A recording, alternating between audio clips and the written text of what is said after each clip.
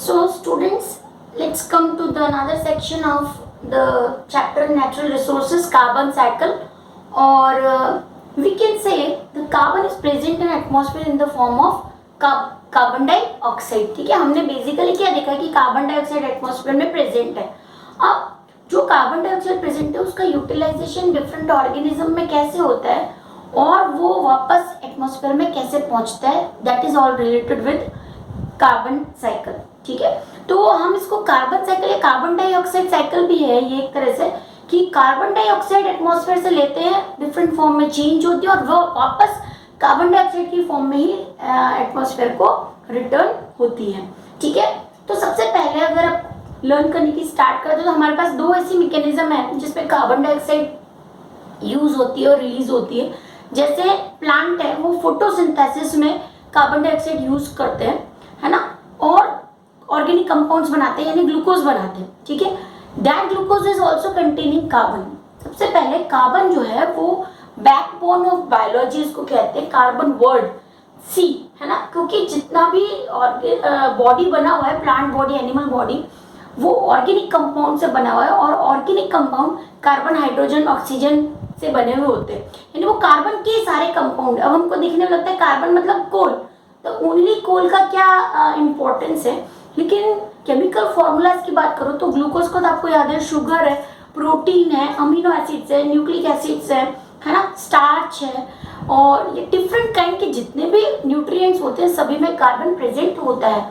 और कार्बन इसलिए प्रेजेंट होता है क्योंकि कार्बन दूसरे एलिमेंट के साथ हाइड्रोजन, ऑक्सीजन और सल्फर के साथ कोवेलेंट बॉन्ड बना के डिफरेंट कंपाउंड्स इजीली फॉर्म करता है. ठीक है, तो यहाँ पर कार्बन जो है वो बैकबोन ऑफ बायोलॉजी उसको इसीलिए कहते हैं क्योंकि कार्बन एक इंटीग्रल पार्ट है. जितने भी प्लांट्स, एनिमल्स, ऑर्गेनिज्म हैं, सॉइल है, वहाँ पर जो भी कंपाउंड्स मिल रहे हैं वो सब कार्बन के बने हुए हैं. ठीक है, तो कार्बन साइकिल से पहले कौन कौन से प्रोसेसेस से कार्बन चेंज होता है डिफरेंट कंपाउंड्स में और कैसे वापस एटमॉस्फेयर को पहुंचता है वो स्टडी करते हैं. जैसे carbon dioxide present in atmosphere है ना, वो ऑर्गेनिक कंपाउंड्स में चेंज हो जाती है प्लांट्स में. प्रोसेस कौन सी होगी?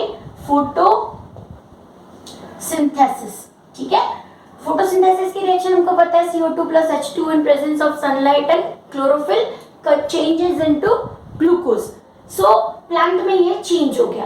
ठीक है, अब उन्हीं प्लांट्स को और एनिमल्स जो है वो कंज्यूम करेंगे, तो वो सारा जो और एनिमल्स के अंदर प्लांट से वो जो भी न्यूट्रिशन लेते हैं, डिपेंडेंट होते हैं प्लांट पे, वो सारे जो कंपाउंड्स हैं वो एनिमल में और डिफरेंट फॉर्म्स में चेंज हो जाएंगे. तो organic compound in plants and organic compounds in animals. ठीक है, फिर यहाँ पर प्लांट का कंबस्चन अगर कर दे, यानी प्लांट अगर बर्न होता है, इसको कंबस्चन बोलते हैं. कंबस्चन का मतलब होता है burning of would in presence of air. तो एयर की प्रेजेंस में जब कार्बन या प्लांट जो बर्न होते हैं तो उससे क्या बनता है? कोल बनता है. फिर कंबस्चन के अलावा एक और प्रोसेस है जिससे कोल बन सकता है, दैट इज लॉन्ग ईयर्स तक अगर बरीड रहते हैं प्लांट तो आपको पता है वहां पर कोल बनता है. ठीक है, प्लांट अगर बहुत लॉन्ग टाइम तक अर्थ के अंदर बरीड रहते हैं तो कोल बनता है, और एनिमल अगर बरीड रहते हैं तो पेट्रोलियम बनता है. ठीक है, so these two compounds are also a part of carbon in which these compounds are also made up of carbon. Coal में तो कार्बन है ही. पेट्रोलियम के जितने भी फॉर्मूलाज होते हैं आपको 10th में आएगा ये, कि पेट्रोल हो, डीजल हो या फिर केरोसिन हो, सभी के फॉर्मूला में कार्बन आए गए. वो कार्बन के ऑर्गेनिक कंपाउंड से होते हैं. फिर ये प्लांट्स जो होते हैं वो कार्बोनेट्स इन वाटर. प्लांट ये कार्बन डाइऑक्साइड जो है वो कार्बन डाइऑक्साइड प्लस वाटर ये रिएक्शन कर जाते हैं और हाइड्रोजन कार्बोनेट और कार्बोनेट्स बनाते हैं. अगर जो एटमॉस्फेरिक कार्बन डाइऑक्साइड है डायरेक्ट वाटर वेपर से रिएक्शन कर रही है तो वो कार्बोनेट जो है वो डायरेक्टली सॉइल और वाटर में मिल जाएंगे. तो यहाँ पर कार्बोनेट्स इन वाटर लिखा हुआ है. अब जो मरीन एनिमल है, जो एक्वेटिक एनिमल और प्लांट्स हैं, वो उस कार्बन डाइऑक्साइड को कैसे यूज करते होंगे, है ना. तो वो जो कार्बोनेट्स हैं वो उनकी शेल यानी आउटर स्केलेटन बनाने में काम आते हैं. हमारी बॉडी में भी एंडोस्केलेटन, एक्सोस्केलेटन एक्सोस्केलेटन मतलब जैसे टर्टल की बात करें तो उसका ऊपर का जो शेल होता है, या फिशेस की बात करें जो उनके स्केल्स होते हैं वो एक्सोस्केलेटन है। इंसेक्ट में एक्सोस्केलेटन होते हैं, हमारे अंदर एंडोस्केलेटन है, क्योंकि जो आपको पता ही है कि बोन्स किसकी बनी होती है, कैल्शियम कार्बोनेट, तो कार्बोनेट में क्या है, कार्बन है, ठीक है, तो वो कार्बोनेट है। अभी लाइमस्टोन क्या है, लाइमस्टोन मतलब ये कार्बोनेट जो कंपाउंड है अगर किसी तरह से कैल्शियम से रिएक्शन कर जाता है कार्बन डाइऑक्साइड, तो जो कंपाउंड बनता है कैल्शियम कार्बोनेट उसको लाइमस्टोन कहते हैं, जो सॉइल में भी प्रेजेंट हो सकता है, ठीक है। तो कार्बोनेट्स इन वाटर यानी it is used for aquatic plants and animal, okay. फिर लाइमस्टोन ये हो गया formula, calcium react with carbon dioxide and form calcium carbonate. फिर ये जो ऑर्गेनिक कंपाउंड्स एनिमल में प्रेजेंट हैं उनमें ये फॉर्म बनाया कि इनऑर्गेनिक कार्बोनेट शेल के रूप में भी, शेल की फॉर्म में भी प्रेजेंट हो सकते हैं। अब ये जो एनिमल्स हैं ये रेस्पिरेशन और इनके डिकम्पोजिशन से, रेस्पिरेशन में आपको पता ही है कि कार्बन डाइऑक्साइड रिलीज होती है, और जब एनिमल और प्लांट दोनों डिकम्पोज होते हैं, ये तो प्लांट की डिकम्पोजिशन की डिफरेंट मेथड है, यहाँ पर ये जो बताया हुआ है, एक तो एनिमल्स ने ले लिया, दूसरा बरीड से कोल बन गए, तीसरा लाइमस्टोन भी बन सकता है प्लांट में जो कैल्शियम प्रेजेंट है, या प्लांट के अंदर जो कार्बोनेट प्रेजेंट है वो कैल्शियम से रिएक्शन कर जाए, है ना। और जो प्लांट्स एक्वेटिक होते हैं उनके अंदर भी कार्बोनेट्स प्रेजेंट होते हैं, तो कार्बोनेट्स इन वाटर लिखा हुआ है। फिर प्लांट और एनिमल दोनों के रेस्पिरेशन और डिकम्पोजिशन से carbon dioxide in the gaseous form atmosphere में रिटर्न हो जाती है। सो this is all about the carbon cycle. Various biological activities are responsible to utilize this carbon in different organic compound, and then it is cycled through various animals, plants and substances and again return to the atmosphere, ठीक है। तो ये हो गया carbon cycle. Carbon cycle के बाद ये जो चैप्टर है वो फिनिश हो जाता है।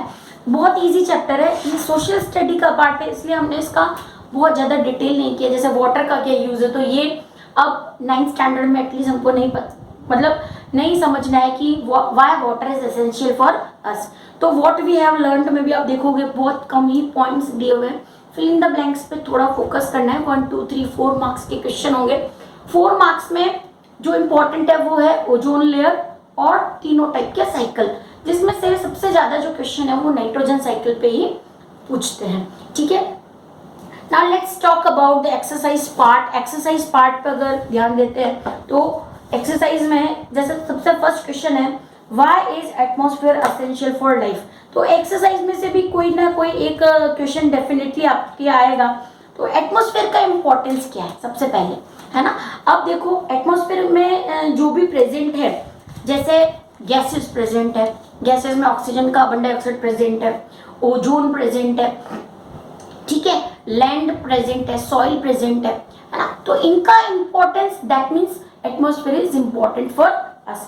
अगर आप इसको पॉइंट्स में लिखना चाहते हो तो कैसे पॉइंट्स हो जाएंगे इसके, देखो फर्स्ट ऑफ ऑल मैं इन्हीं को, ये जो एटमॉस्फेयर वाला पॉइंट जो क्वेश्चन है ये बुक में भी एज इट इज मिलेगा। जो मैं क्वेश्चन करवा रही हूँ वो ही एग्जाम में आने के चांसेस है, और जो डिटेल क्वेश्चन मैंने बताया, जैसे first is as a protective blanket.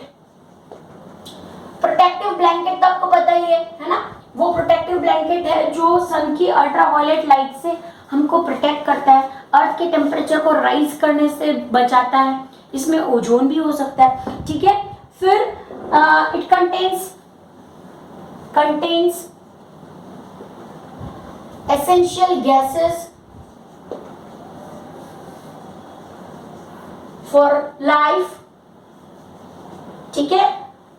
Life exist in biosphere, तो biosphere is totally made up of atmosphere, so biosphere is present, है ना। देन नेक्स्ट पॉइंट है इसको आपको थोड़ा इलेबोरेट करना पड़ेगा, मैं सिर्फ पॉइंट्स बता रही हूँ, है ना। एसेंशियल गैसेस में आप ऑक्सीजन का एग्जांपल ले सकते हो, oxygen which is necessary for life और respiration purposes, है ना। So it is present in atmosphere. फिर importance of ozone layer, these all points are related with importance of ozone layer. Then एक और माइनर सा पॉइंट है कि winds are present in atmosphere which are responsible for generation of different type of energy sources and rain and rainfall. ठीक है, so these winds are generated and create rain or rainfall. तो rain and rainfall ये भी जो point है ये atmosphere से related है. ये सारा बुक में दिया हुआ है. हम importance of atmosphere for us को इन 6 पॉइंट्स में डिवाइड करके इलैबोरेट कर सकते हैं. So answer must be in points. The next question is why the water is essential for life. अब ये क्वेश्चन बिल्कुल समझाने जैसा नहीं है. क्यों इम्पोर्टेंस है लाइफ में वाटर का, वो आप लिख सकते हो. Water is universal solvent. Importance of water in drinking, other metabolic activities. वो if water will not be there, no photosynthesis, no biological activity like that. Okay, so this question is again, now how are living organisms dependent on the soil? Are that live in water totally independent of soil as a resource? अब question है कि living organism जो है वो land पे कैसे dependent होते हैं, सॉइल पे कैसे डिपेंडेंट होते हैं, और जो पानी में रहने वाले ऑर्गेनिज्म हैं क्या वो सॉइल से टोटली इंडिपेंडेंट होते हैं? तो टोटली इंडिपेंडेंट हम नहीं कह सकते, है ना, क्योंकि सॉइल जो है किसी न किसी फॉर्म में वाटर में पहुंचेगा ही, है ना. और जो वाटर का बेस है या वहाँ पर जो वहाँ पर जो प्लांट्स प्रेजेंट हैं वो भी किसी न किसी फॉर्म में सॉइल को यूज कर रहे होंगे. टोटली इंडिपेंडेंट नहीं कह सकते, बट वी कैन से जितना लैंड पे मिलने वाले प्लांट्स डिपेंडेंट होते हैं उतना नहीं है. So all living organism are dependent on the soil. यहाँ पर आपको सॉइल की इंपॉर्टेंस बतानी है. सॉइल क्या होते हैं? प्लांट को कैप्चर करके रखते हैं. Plants grow on soil and give their nutrition to other consumer. Plant are producers, so they are integral part of food chain and they plant present on the soil. So plant or producers are totally dependent on soil. That's why all consumer and food chain is dependent on the soil.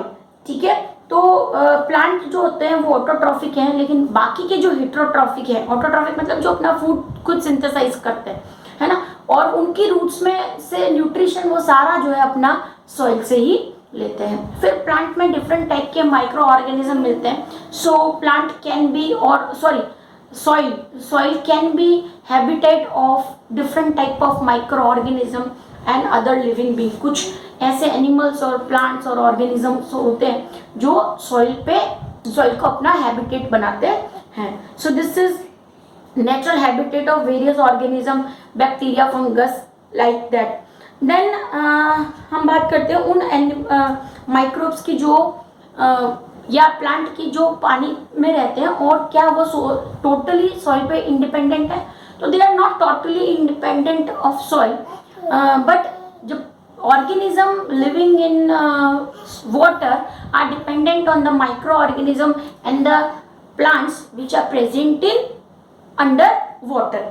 ठीक है, तो हम ऐसे बात कर सकते हैं कि वहाँ पर जो अंडर वाटर है वहाँ पर प्रोड्यूसर्स कौन होंगे? जो एक्वेटिक प्लांट हैं, है ना. एक्वेटिक प्लांट पे कुछ माइक्रो ऑर्गेनिज्म या छोटे छोटे जो इंसेक्ट्स होते हैं वो डिपेंडेंट होते हैं. तो वहाँ पर एक फूड चेन बन जाती है which can be, so we can say that are not dependent on the directly with soil, but indirectly they are dependent on soil. ठीक है, सो इनडायरेक्टली डिपेंडेंट कह सकते हैं हम जो एक्वेटिक लाइफ है उसको. The next question is, have you seen weather reports on the television and newspaper? How do you think we are able to predict the water? Meteorological department या meteorology इसको बोलते हैं, जो वेदर से related होती है. और हम ऐसा समझ सकते हैं कि ये हमको पता है कि हमने we have seen many times, we have seen the news in which in weather report they show us minimum and maximum temperature warning related with different storms, floods, है ना.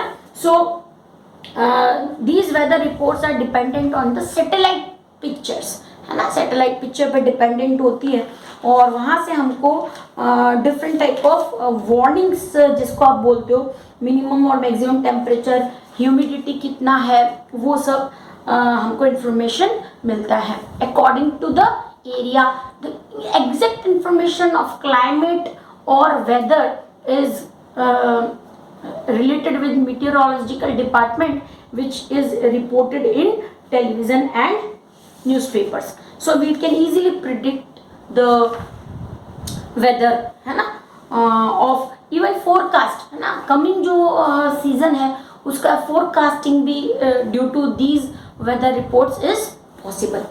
Okay, now these two questions are not very much important. How we know that many human activities lead to increasing the level of pollution of तीनों type के pollution, water, air and soil. इसकी circumstances, causes and remedies, ये आपको पढ़ ही लेना है. किसी भी एक pollution पे क्वेश्चन हो सकता है और ये हम अपने आप कर सकते हैं. And importance of forest, last question जो है वो इम्पोर्टेंस ऑफ फॉरेस्ट है, वो भी आप कर सकते हो कि how plants and trees are important and how these when forest are eliminated और deforestation is causing severe disaster to atmosphere or natural resources. So this is all about this chapter. As you know, we have already completed the revision part of cell chapter. जो last के topic में, last एकम कसौटी में आपने mistakes की हैं cell की, I hope आपको वो पेपर मिला होगा और वो सारी जो मिस्टेक्स हैं आप इस सेक्शन में नहीं करोगे क्योंकि चैप्टर फिर से रिपीट हो रहा है. ठीक है, तो सेल है आपके और नेचुरल रिसोर्सेज है और states, sorry, matter surrounding us is pure. ये बहुत इजी चैप्टर है. वहाँ पर matter surrounding us is pure में आप जो डिफरेंसेस है उन पे बहुत ज़्यादा फोकस करना. डिफरेंसेस में मिक्सचर एंड कंपाउंड का डिफरेंस, सस्पेंशन कॉलॉइड का डिफरेंस, टिंडल इफेक्ट, ठीक है, और हिट्रोजिनस होमोजिनस का मिक्सचर का डिफरेंस. ये सारे जो डिफरेंसेस हैं ये बहुत ज़्यादा इंपॉर्टेंट है. मिक्सचर और कंपाउंड का आ ही सकता है एग्जाम में 3-4 मार्क्स में, है ना. सस्पेंशन की डेफिनेशन, ट्रू सॉल्यूशंस क्या होते हैं, ये मैटर सराउंडिंग अस में डिफरेंसेस जो हैं बहुत ज़्यादा इंपॉर्टेंट है जो हमने इजीली किए हैं. फिर क्रोमेटोग्राफी डेफिनेशन पार्ट है उसका, वो करने का है ना. और मैंने जैसे आपको बताया चैप्टर खत्म होने के बाद जो आप करते हो ये व्हाट वी हैव लर्न, ये जरूर करने का, है ना. और फिर इसके बाद कौन से इंपॉर्टेंट डिस्टिलेशन और सेपरेटिंग फनल बहुत इंपॉर्टेंट है ना. Distillation which is use to separate the liquids having same boiling point which we can see miscible liquids और इमिसिबल लिक्विड्स, है ना. तो ये सारे जो हैं वो इम्पोर्टेंट सेक्शन है जो एग्जाम में पूछ सकते हैं. So this is all about for today. All the very best for your एकम कसौटी एग्जाम. Thank you.